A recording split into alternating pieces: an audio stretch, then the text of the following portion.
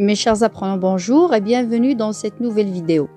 Avant de commencer notre nouvelle leçon, n'hésitez pas à vous abonner à ma chaîne si le contenu de mes vidéos vous a plu, bien sûr. Notre leçon d'aujourd'hui est nature et fonction des mots, c'est-à-dire connaître la nature et la fonction d'un mot. Chers apprenants, commençons par la nature d'un mot. Qu'est-ce que la nature d'un mot? Les mots peuvent être divisés en différentes catégories grammaticales qui constituent en quelque sorte l'identité des mots de la langue, le nom, les déterminants, l'adjectif qualificatif, le verbe, les pronoms, etc. Chacune de ces catégories constitue la nature du mot. La nature d'un mot est fournie par le dictionnaire au moyen d'abréviations placées à la droite du mot. Voici quelques exemples.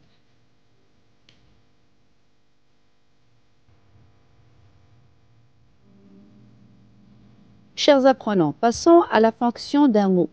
Qu'est-ce que la fonction d'un mot? Chaque mot dans une phrase a un rôle bien précis. On appelle ce rôle la fonction. Employé dans une phrase, chaque mot a une fonction. Prenons ces phrases comme exemple. La nuit est calme.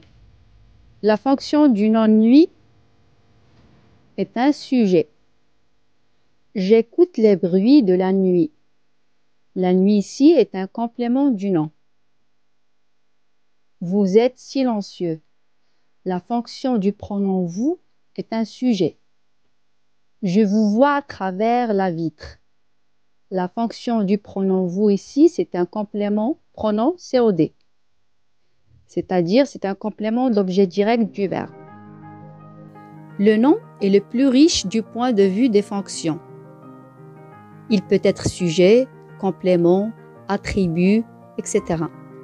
Prenons l'exemple du nom grand-mère. Dans ces phrases, Sophie pense à sa grand-mère. Sa fonction ici est un complément d'objet indirect. Il revoit sa grand-mère saluant de la main son départ. Sa fonction ici est un complément d'objet direct. Sa grand-mère lui a raconté sa jeunesse. Sa fonction ici est un sujet. Le mari de sa grand-mère est mort. La fonction du nom grand-mère ici est un complément de nom. Les pronoms personnels occupent presque toutes les fonctions du nom.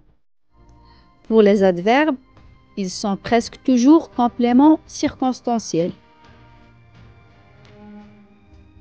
L'adjectif qualificatif ne peut occuper que 3 fonctions: épithète, attribut du sujet ou de l'objet apposé.